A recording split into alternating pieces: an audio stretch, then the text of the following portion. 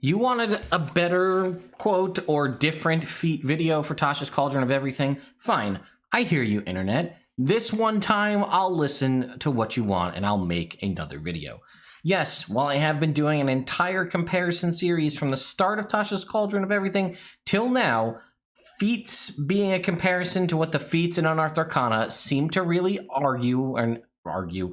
I don't know what I'm trying to say. I'm just flustered. Seem to really piss a lot of you off because I didn't give a ton of opinions on every single feat, which would have been a whole separate video. But the whole theme of this entire coverage has been comparing things to what they were to the final product. But since enough of you bitched about it, I'm going to make a video. We're going to talk about feats again. Here we go. Feats. Artificer Initiate, I think it's pointless. I would just throw the feat out. I don't particularly like it a lot.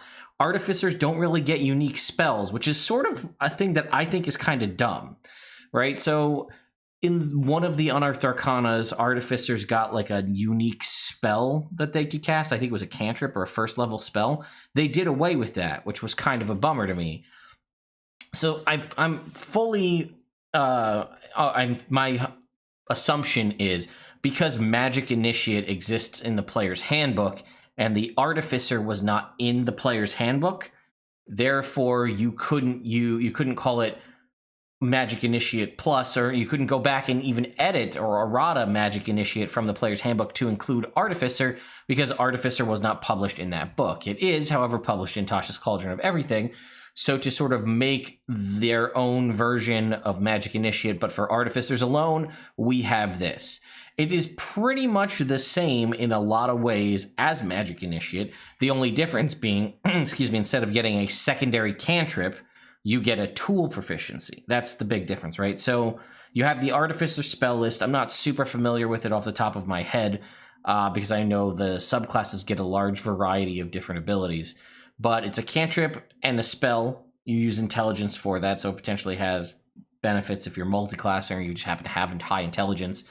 And you can cast the feat from the first level slot without a spell slot once a long rest. And then it also says you can cast the spell using any spell slots you have. That, I believe, is a clarified, cleared up wording of what we have for Magic Initiate, which doesn't specifically state that, but that's how it's supposed to be interpreted. And then you get a tool, Artisan's tool of your choice, and that could be your spellcasting focus. So a little bit more flavor.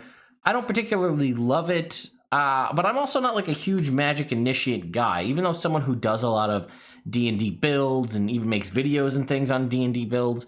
I don't think I've ever once taken Magic Initiate on any of my characters. And maybe that's because more often than not, I end up playing a spellcaster in some capacity, and maybe I just haven't had that great opportunity to play a fighter or to play a barbarian or to play a rogue. And I haven't done that to take Magic Initiate or something like it to give me access to a little bit of spells, because every class I typically play has spell casting or some form of spell casting, whether it be half casting from a paladin or full casting from like a cleric, bard, or wizard. So I don't know. I'm not a huge fan of Artificer Initiate, so maybe I was a little harsh at the start of just saying throw it away. But it's basically just Magic Initiate with Artificer flavoring. Chef, I think Chef is a fantastic feat. I wish the biggest detriment is we only have Chef and Poisoner, or whatever it's called.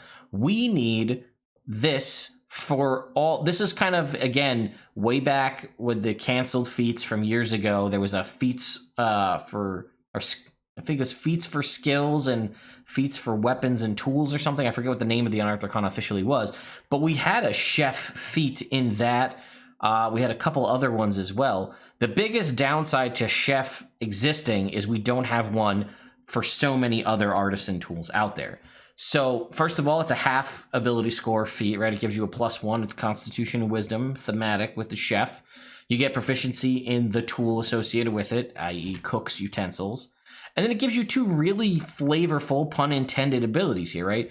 As a short rest, you can basically use essentially the bard's, as part of a short rest, You can basically do the Bard's Song of Rest, but it stacks with Song of Rest. So if you have a Bard or you're a Bard chef, you could, in theory, do both and add at a certain point an extra 2d8 to the hit points gained by folks rolling on a short rest. It's also unlimited use, which means as long as the only limitation by it really is the short rest, is how often you have a short rest.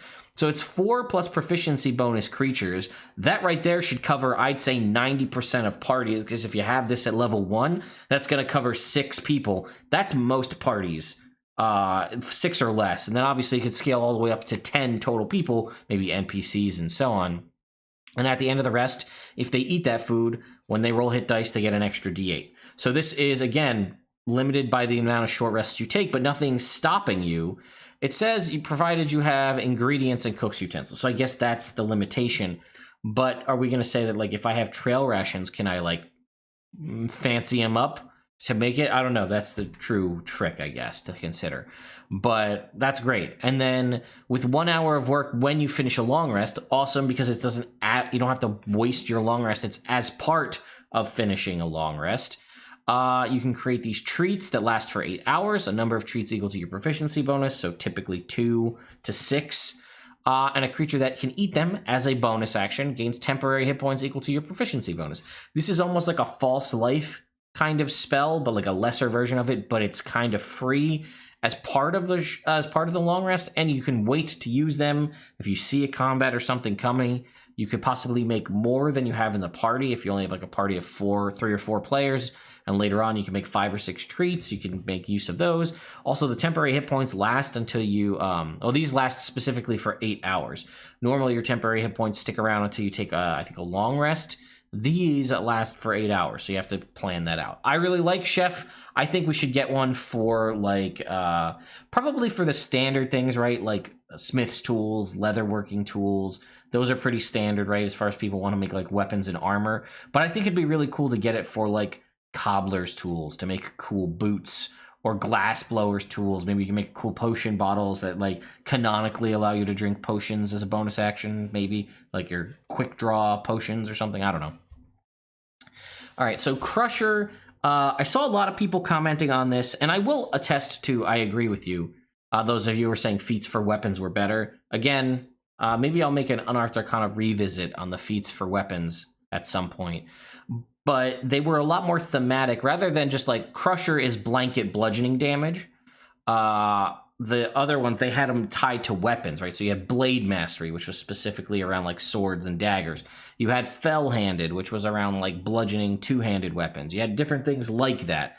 And the thought process is, right, because then they were making specific items, because we had Great Weapon Master in the player's handbook, and we had Sharpshooter and Dual Wielder in the player's handbook, 3 sort of weapon-based feats, so they were making ones based on other weapons. This, what's interesting is all of the abilities here, these feats can also stack with things like Dual Wielder, Sharpshooter, and Great Weapon Master, which the original version was to kind of fill in the void of weapons that weren't covered. This now stacks on top of it, but as such, they're a little bit more generic. Yes, okay, I heard a lot of you complaining about me talking about monks. Okay, well, fair enough, right? Monks can deal bludgeoning damage, so they might have enjoyed the dexterity. Monks that use quarterstaffs can do that as well. So once per turn, when you hit a creature with an attack that deals bludgeoning damage, you can move it 5 feet. So this kind of gave you a little bit, if you were a monk using this, a little bit of a mini open palm ability where you could knock somebody back just by punching them. And then if you score a critical hit, attack rolls against that creature are made with advantage until the start of your next turn. I messed up in the last video and said they were the same. In the original Unearthed Arcana, they were till the end of your next turn. So you would get a full turn no matter what to wail on them. But if previously, so if you hit them on the first attack and had multiple attacks, that turn would have advantage, and then everybody else, and then your next turn. Now it's until the start of your next turn, so hopefully this triggers on the first attack, and then you can get advantage again, but who knows. Either way, it's still really good. If you are something like a monk, or something with a lot of attacks, this could be really beneficial to you, because you could deal multiple iterations of bludgeoning damage, and then benefit from that. I really love mauls and two-handed hammers in most video games and MMOs, And I got to play a cleric one time for a little while that got to wield a two-handed maul. I would like to play a character again that wields a maul. Obviously, this wouldn't be my rogue or like my wizard. But maybe if I did make a fighter or a barbarian and wield a two-handed, like, and wield a maul, I like the concept of using multiple attacks to like just batter somebody and just keep not. That's my biggest detriment to this is it's once per turn when you hit a creature. You can knock them back 5 feet, because I think it would be awesome if you could just like keep smashing them back and just knocking them back and back. Because, you know, I do think it's funny that a long range move like Eldritch Blast with Repelling Blast can knock people back 10 feet for each blast. So potentially at a point 40 feet and back by just continual Eldritch Blast hits. Whereas you, someone who's focusing and taking a feat, not even just an invocation built into your class, a feat, sacrificing 1 point of an ability score to get the ability to knock somebody back. You're limited to once a turn and only 5 feet, but I guess that is offset by the critical hits giving advantage. I really like it. I wish it stacked so you could do it every hit. So if you had 3 attacks as a fighter, you could just basically smash someone off a cliff. I think that would be cool. Now it's a little more situational. Probably more on the defensive side to maybe aid an ally, knock somebody back out of opportunity attack range, that kind of a thing. But the critical hits bit is pretty nice, especially if you do have multiple attacks. If something like that triggers early, that might allow you, if you're a fighter, to decide to go for Action Surge to get some extra attacks in there. I like it. Eldritch Adept is interesting. I don't particularly love it because of the prerequisite line here. If it has any prerequisite of any kind, choose that invocation, or to choose that invocation, you need to be a warlock. So that's not what I wanted to do. Because some of them are very easily attainable, as we've discussed. Like, for example, and I get it's probably to make the warlock still feel unique, but if we were to look at, say, the invocations that we have, which are where in the warlock list? They up here? Where are they? Yeah, here they are. So if we were to look at Agonizing Blast, every warlock's favorite invocation, it says prerequisite Eldritch Blast cantrip. And even though you could easily, through a variety of different means, meet that prerequisite by having Eldritch Blast, whether it be through Magic Initiate, through a Lore Bard's choice, the fact right here is it has a prerequisite. It says of any kind. I'm pretty sure that's to combat people saying, well, like, it's a prerequisite, but I meet it. No. If it has a prerequisite of any kind, you must be a warlock. So, therefore, you have to be at least 1 level of warlock to be able to use this. I guess that could be useful in that respect if you multi-class, like let's say you're a Hexblade and you take 1 level of warlock to get the Hexblade ability, and then you're going to focus on some other class so you can use charisma as your attacking stat. You could now technically qualify as a warlock, so you could take Eldritch Adept and get any of the ones that have a prerequisite for which you meet. But there are other ones that are useful, right? Armor of Shadows is constant mage armor. That's useful. Speak with Animals can be and could be good for RP sessions, and maybe if you want to be more of like a woodsy-ish type. Proficiency in Deception and Persuasion. Reminder, if any of these have a prerequisite level that is a Warlock level within the Warlock class, it does not work regardless. Let's see, what other options do we have? Devil Sight, seeing non-magical and magical darkness, that could be useful. Advantage on Constitution saving throws to maintain concentration on a spell, could be good. Free Detect Magic at will. Reading all writing. False Life, basically always having the False Life spell cast on you at first level is always good for extra temporary hit points. You could do the Gaze of Two Minds, where you sort of basically turn a party member or an ally into a familiar in that respect. What else do we have that you could use? Disguise Self at will, Mask of Many Faces. That could be very big for some classes. Misty Visions, Silent Image at will, without a spell slot. And then, is there anything else that's free? Bane, once without a spell slot. Oh, no, sorry, that's once using a Warlock spell slot. Never mind. Just want to make sure I wasn't misspeaking. Mask of Many Faces without, Alter Self without. Oh, like that wasn't it. Misty Visions without. Yeah, okay. Bane you can do because it's a Warlock slot. Interestingly enough, though, Thief of Five Fates is one you could take, but you don't necessarily have. It says you can cast Bane once using Warlock, using a Warlock spell slot. You can't do so again until you finish a long rest. Technically, you could, if you're So technically, you could take this as a non-Warlock with the Eldritch Adept feat, Thief of Five Fates, and then you couldn't use it because it doesn't have a prerequisite, so anyone can take it, but it has the prerequisite that you use a Warlock spell slot. So in theory, you could take it and then have zero benefit from it. Obviously, you wouldn't do that, but that seems to be something that was overlooked there. And that's it. So there wasn't too many that you could really benefit from, which is kind of, I guess one of the best uses of it is as a way as a Warlock to get access to an additional invocation or multiple invocations. Actually, no. Let's see. If you gain a prerequisite of any kind. Yeah, so it doesn't say that you can take it more than once. So I feel like that means you can't. I'm pretty sure. Because let's check. So the rule, I'm pretty sure the rule always was if it doesn't tell you that you can take it multiple times, you can't. So I think the only option of a feat that you can take multiple times is Elemental Adept, where it says you can select this feat multiple times. Each time you do so, you must choose a different damage type. So this is the only way for a Warlock, in theory, to get one additional invocation than they would normally have, or you to get one from that list of like 4 that we went through. Fei Touched, Wisdom, Intelligence, Charisma +1, a freebie Misty Step, and a first level spell of your choice. Divination or Enchantment School. Reminder that is non-spell or non-class specific. So any divination or any enchantment spell, you can cast those both for free without expending a spell slot. And then you can finish a long rest, but it also says you can cast these spells using spell slots of the appropriate level, and whatever the ability is here that gets increased, that's the one that you use to cast it, which is great because Misty Step doesn't use an ability score really of anything. It's just a free 30-foot teleport once a long rest, but you can also use your spell slots to do it. So as long as you have second level spell slots, you could cast Misty Step, even if you typically would not be able to. Which is great, because that's a way to get Misty Step on classes that don't have it. It's also a bonus action, which is pretty useful.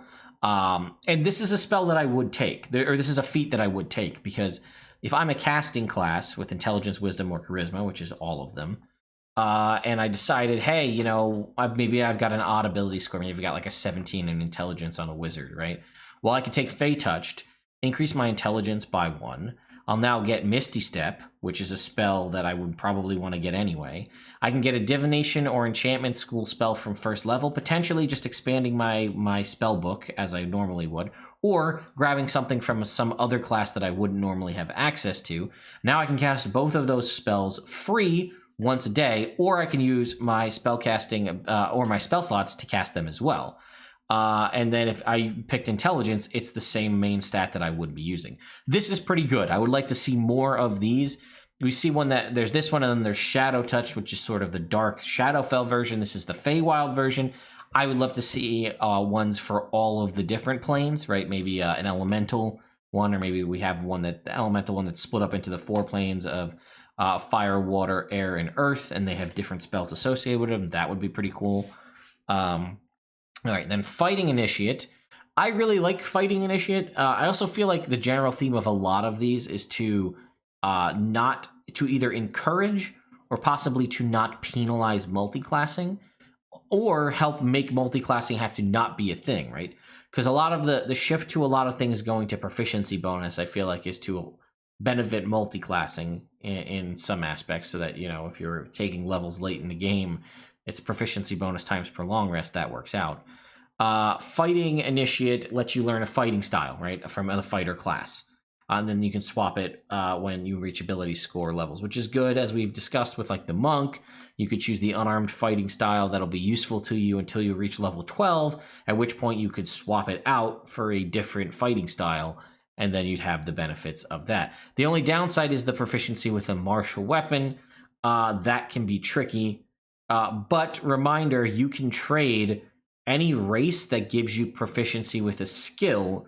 You could trade proficiency with that skill for proficiency with a martial weapon, therefore giving you access to the Fighting Initiate feat from the start, potentially, if you want to, customizing your origin. And there are a bunch of races that also give you martial weapon proficiencies. Reminder, it's a martial weapon, not all. So even if your race just gives you one martial weapon or gives you 3 martial weapons or 4 martial weapons and you decide to trade one of those away if it gives you all martial weapons, you're fine. You could trade the other 3 away rather to tool proficiencies if you wanted and remain with that 1 martial weapon proficiency, allowing you to take access to this feat. This is great for people who want to get access to certain things but don't want to lose that level for multi-classing into fighter, right? If you want to be a barbarian and have great weapon fighting, or you want to be a wizard like I am playing, like a blade singer with dueling, and you don't want to multi-class a level into fighter, you could take the Fighting Initiate feat, get yourself access to dueling, and then you'd have it. This one also, unfortunately, does not allow you to take it multiple times because it does not state that you can. It does say if you already have a style, you must choose a different one.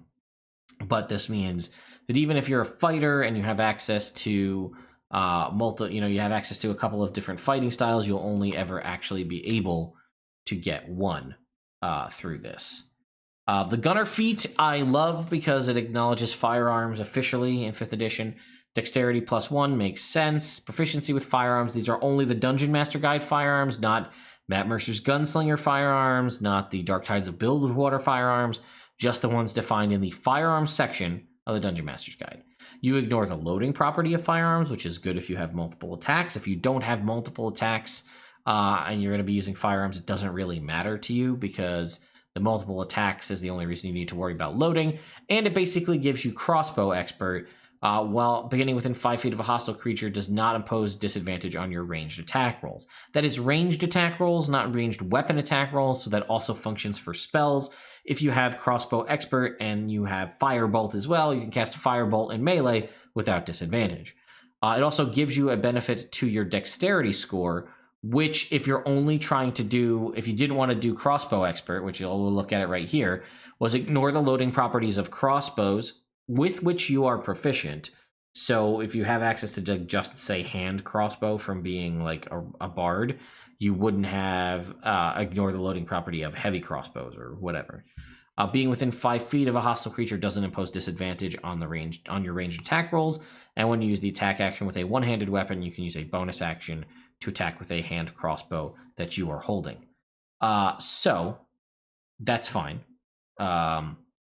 But this gives you a +1 to your dexterity. So if you really were wishing to just get the no downside to fighting in melee with a ranged weapon, Gunner might actually be a better feat for you because it's going to give you a +1 to dexterity and that feature. And hey, now you can use guns too if your DM's willing to allow it. All right, Metamagic Adept.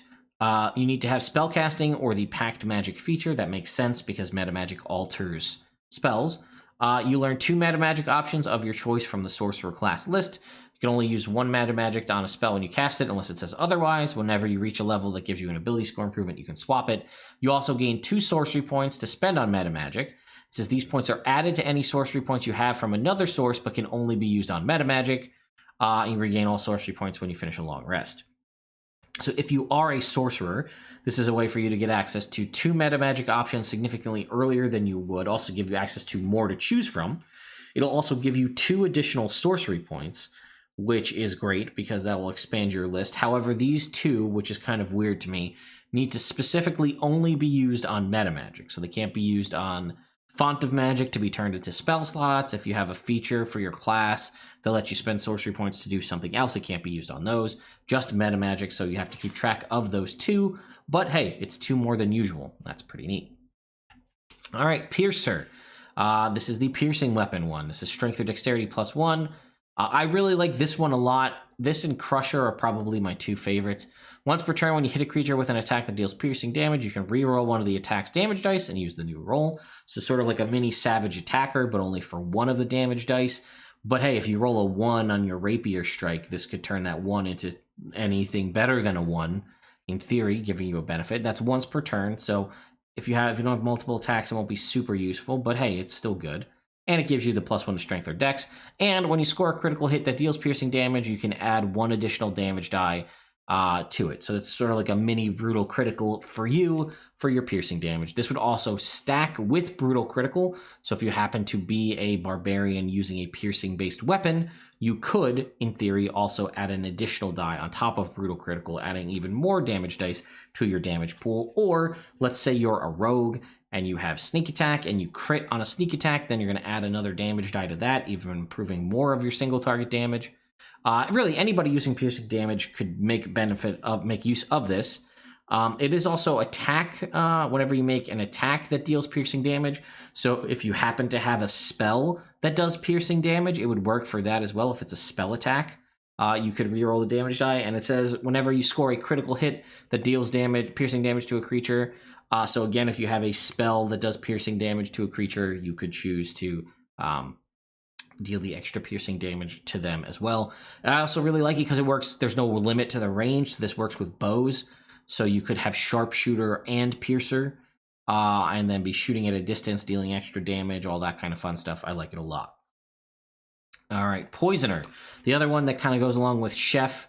So it says, actually, which is interesting now that I'm thinking about it. Oh, it's a third benefit, but when you deal damage, when you make a damage roll that deals poison, it ignores poison resistance. That's any damage roll. So if you have spells, if you have racial feats, if you have a magic weapon, if you have just poison coating your blade or whatever, it ignores resistance. This is one of the very few times in the game that we have an ability that hard lets us ignore resistance. The only other one that comes to mind off the top of my head is Elemental Adept, and that's for elemental damage types only, right? Fire, cold, lightning, acid, thunder, I think. Did I miss any? I think that's all of them. This will let you ignore it for poison, which is great. You're allowed to apply poison to a weapon or a piece of ammunition as a bonus action instead of an action. So if you wanted to coat your blade in poison and then stab somebody with it, that's awesome. It also gives you proficiency with the Poisoner's Kit, which, again, similar to Chef. Chef gives you all these cool abilities and cooks utensils. Poisoner gives you Poisoner's Kit and all these cool abilities. Then I feel like the other like super useful one out there is like Thieves' Tools, because it has a function that we know what it does. And maybe Herbalism Kit, because it allows you to make potions per like Xanathar's Guide. But there are so many other alchemical supplies I think might let you make something.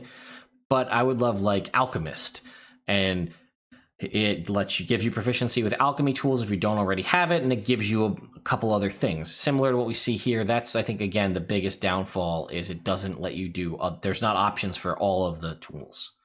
And then something really cool that almost feels like it should have been just given to people who had the Poisoner's Kit in the first place.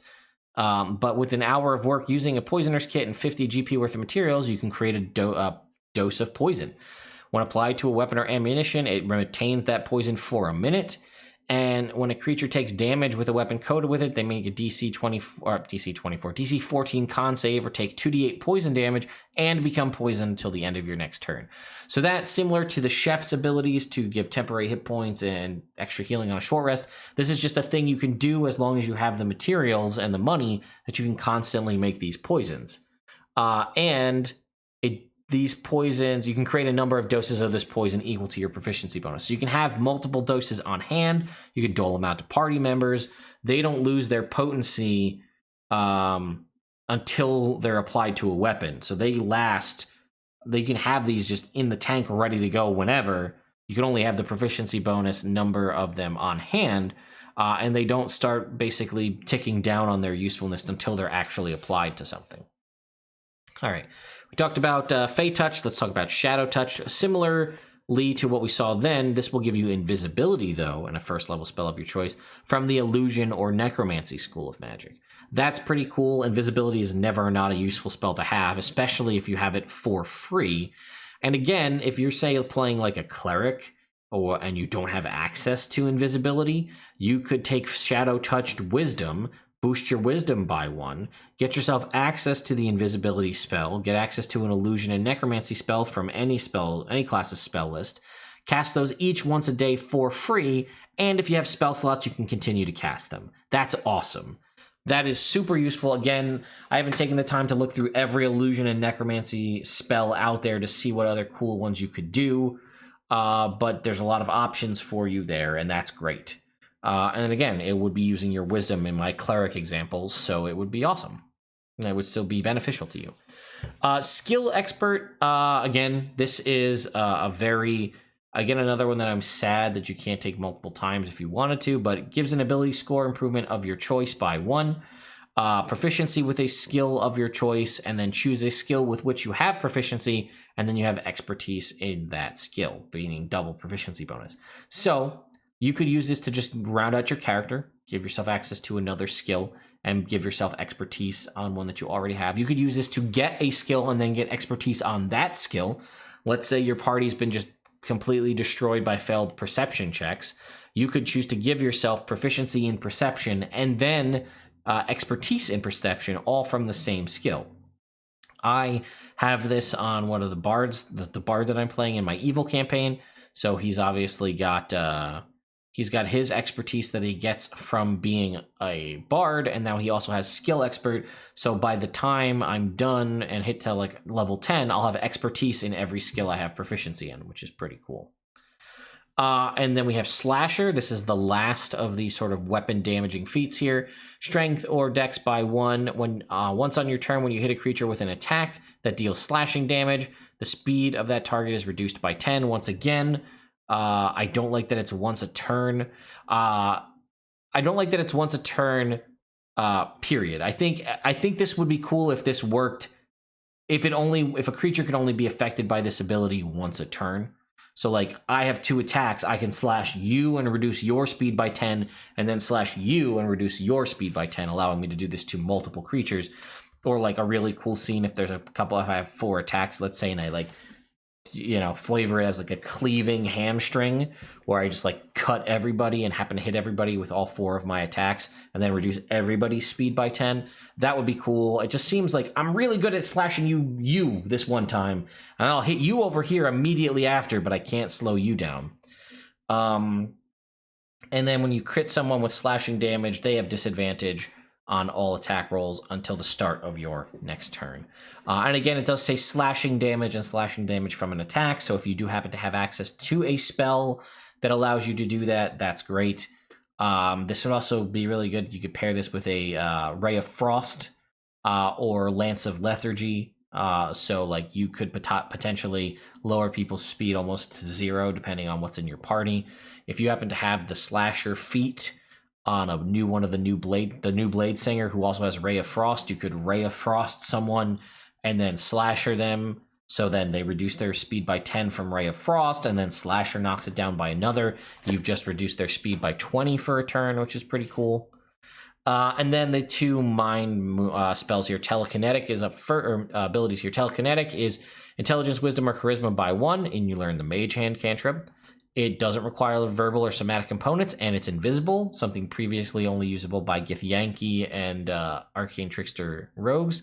And then the part that everybody seems to have a complaint about, which is true.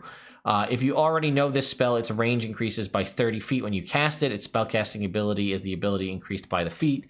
The problem being with when you cast Mage Hand, that doesn't actually help you at all. So it says its range increases by 30 feet. Which makes, in theory, its range now 60 feet. However, the hand vanishes if it is ever more than 30 feet away from you. Now, in my brain, I assume that's supposed to mean that the range increases to 60 feet, as does this ability that makes it disappear after 60 feet. But it doesn't say the hand vanishes if it is out of the hand's range from you. Meaning, like, so that would make sense. That way, if you cast Mage Hand, and your Mage Hand's range is 60 feet, you can use your Mage Hand out to 60 feet. Per rules as written, yeah, we could double this range to 60, but if the Mage Hand is ever more than 30 feet away from me, it doesn't work, which means I could cast the Mage Hand at 35 feet away, and then I cast it and it immediately disappears. Again, I think as written, it's supposed to be, or I think the interpretation and what they meant and we're going for is that this becomes 60 feet and this also becomes 60 feet, so that you can use it out to its effective range. But as written, it doesn't work. And then as a bonus action, you can telekinetically shove one creature you can see within 30 feet of you. Also interesting that the range increases by 30 feet, but your telekinetic shove is still within 30 feet. You would think that if the range, I guess you could have added a caveat that says, as a bonus action, you can telekinetically shove one creature within 30 feet of you, and then like parentheses, unless your range, this range extends to 60 feet if you already knew the spell or something. That way it can be used at its full range, but once again, we're hard limited to 30 feet. When you do so, make a strength saving, make the creature make a strength saving throw, DC 8 plus proficiency bonus plus the ability tied to this feat, or be moved 5 feet away from you. They can willingly fail the save. The biggest downside to this I'd see is it's a shove, but it's not a shove that lets you shove them prone. A lot of people have brought up, and rightfully so, this is a bonus action. Wizards can typically get access to Mage Hand if you have this spell. You could possibly pair this with Shadow Touched or Fei Touched to get yourself a +2 to intelligence over 2 feats. And this gives you, as a wizard, a bonus action, something you typically don't have access to, although you might have through spells or other class or race-based abilities. More often than not, wizards do not have consistent bonus actions that they would do, other than like things like Misty Step to get out of the way or other things like that. So this would give a wizard a bonus action shove. It would also give a wizard a shove that they would be good at, because normally shoves require strength and athletics checks to do so. You, more often than not, unless you're a muscle wizard, do not cast Fist, and you are really going to be probably more on the physically frail side. So this will allow you to use intelligence to shove people. It lets you shove people only 5 feet away, but this could prevent opportunity attacks. This could prevent attacking from disadvantage. If they're in a really precarious scenario where they're on a bridge or on a cliff, you could shove them off the cliff. They can willingly fail this save, which is important because that makes it forced movement. So you could push someone out of the way if they choose to fail it. It also does not state that that person uses their reaction to fail the save. They are allowed to fail it, period, which means that it would be considered forced movement, so it would allow you to move someone without provoking attacks of opportunity. Pretty good. You can combine this with, say, the Psy Warrior and really dig into your Jedi vibes here. I like that a lot. And then lastly, Telepathic. Similar, increase your wisdom, charisma, or intelligence by 1. You can speak telepathically to any creature within 60 feet. Your utterances are in a language you know, and the creature understands it only if it knows that language. Your communication doesn't give that creature the ability to respond to you telepathically, which is also interesting because this is almost like a direct rip and almost better, I think, than the Great Old One Warlock. The Great Old One Warlock being a class that needs some love, I feel, compared to some of the other Warlocks, especially the newer ones. If we go look at the Great Old One, Awakened Mind, you can telepathically speak to any creature within 30 feet. They don't need to share a language with the creature. You don't need to share a language for it to understand it, but the creature must be able to understand at least one language. So they don't, I guess the downside of this one is they need to know the language that you're speaking. But similar to, Awakened Mind, they don't get to communicate back. You just get to communicate to them. But your range is 60 feet, so your range is double the Great Old One Warlock. I guess the only benefit is the Great Old One has the benefit of, people could just know what you're saying as long as they understand language.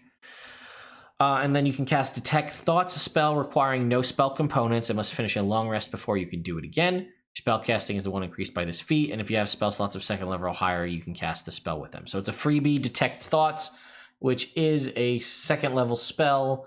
So this may be something that you would not normally have access to.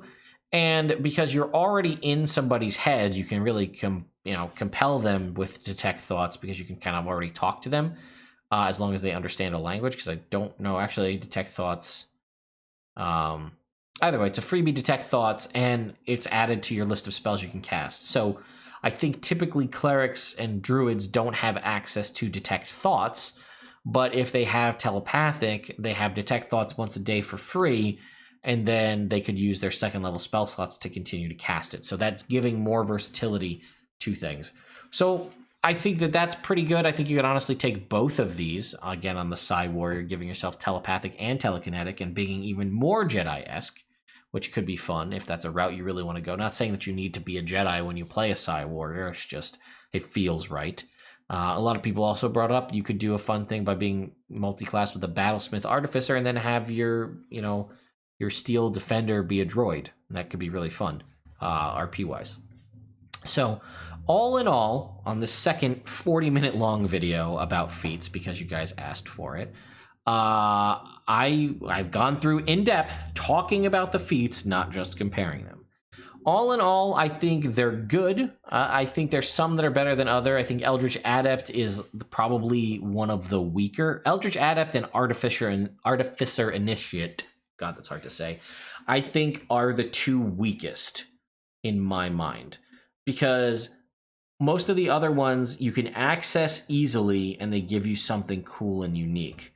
Artificer Initiate, again, is just like Magic Initiate, but for artificers, and you get a tool as opposed to 2 cantrips. And I would almost argue potentially 2 cantrips might be better in the long run. Eldritch Adept, the understandably, but also kind of shitty. If it has a prerequisite, you have to be a warlock. It also means like that whole feat has 4, I think it's 4 invocations you can pick from total for that entire feat, which seems kind of silly unless you're a warlock taking it to just expand your invocation list by 1. And then again, I said the other ones is it just kind of hurts other classes, right? Like, it's interesting that fighters basically get the Fighting Initiate, Eldritch Adept, warlocks get Eldritch Adept, and where is it? Sorcerers get Metamagic Adept. So these are sort of 3 abilities that can expand on existing things, sort of how like Martial Adept can expand on a Battlemaster fighter's maneuvers and their abilities. So there's different things like that where like some of these seem to get additional options using like getting new features, and then other classes don't. For example, I think it would have been cool to get like a Key Initiate, right? So some sort of like, I don't know exactly what it would be. I brought it up in the original video I did for Unearthed Arcana, but like something similar to Metamagic Adept, but for monks, where you basically get 2 key points and you can do certain monk abilities. Maybe your unarmed strike slightly better, and you can maybe do like Step of the Wind or something, and you have 2 key points that come back on a short rest, and they're combined with your additional key points. Maybe call it like Devout Initiate or Adept, and it's basically like you get access to a Channel Divinity. I don't know how it would work. Maybe it's Turn Undead. Maybe it's choose a cleric and you get access to that Channel Divinity once a short rest or something. I don't know. I think that would be cool. Just expand. We did these for certain ones. Why not do it for all of them? Maybe there's like a Nature Adept where it's like you get one more, you get a wild shape. Some of them I think are clearly going to be more powered than others, and that's probably why they didn't do it. But like, yeah, if you had 1 free wild shape, and then that could add to a druid's number of wild shapes that they have. I don't know. That's just thoughts that I was having. I think that would be cool. And like I said, the biggest downside to these is we have really awesome, flavorful feats in Chef and Poisoner, and then we don't have them for any of the other artisan's tools. And I think that's unfortunate. So, I don't know. Hopefully this satisfies everybody that didn't like my last video on Feats. Also, can you tell I had to go into the office today? Like, my hair is not the worst, and I'm wearing like a nice button down as opposed to like a t-shirt and a flannel from the day before. Anyway, thank you all so much for watching. I've got a lot more Tasha's Cauldron stuff planned. My good friend Jordan with the Silent PH in the middle started doing a vlogmas of like world building, and while I would be 4 days behind, I think I might want to do the Vlogmas thing too, where I like try to catch up and do a vlog a day about world building for my own homebrew world. It will also force me to further design my own homebrew world. So that would be something that I'm considering. And I am still potentially working on and trying to work on stuff for the DMs Guild. It's just I've got so many projects in the tank right now. It's just I don't have the bandwidth to keep making as much content as I would like. So I just don't have the time, right? I have too much things between, blue sky, regular day work, and then, YouTube and family and house projects and everything else. So anyway, Thank you all so much for watching, and I'll see you in the next Tasha's Cauldron video, which will be about spells.